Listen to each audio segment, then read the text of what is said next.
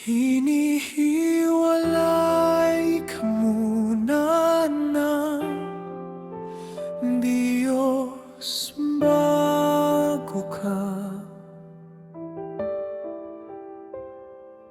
niya itaas, at hindi ito kayang tiisin ng mahihina.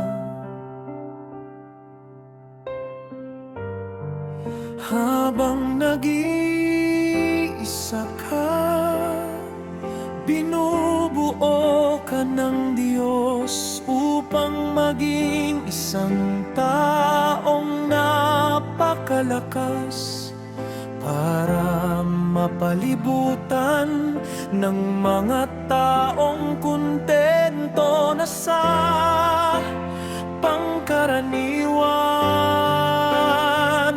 Ang unti-unting pagliit ng iyong circle ay hindi pagtanggi sa'yo. Inalis lamang ng Diyos ang mga taong pabigat sa iyong buhay.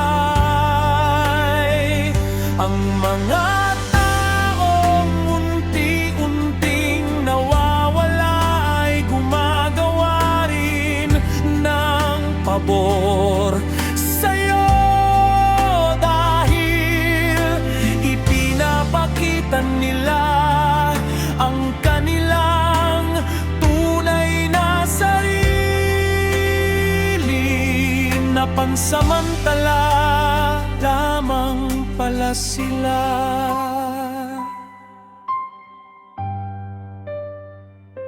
Hindi ka itataas ng Diyos habang napapalibutan ka ng mga taong peke. Tinatanggal niya ang lahat upang maiwan kang mag-isa kasama siya.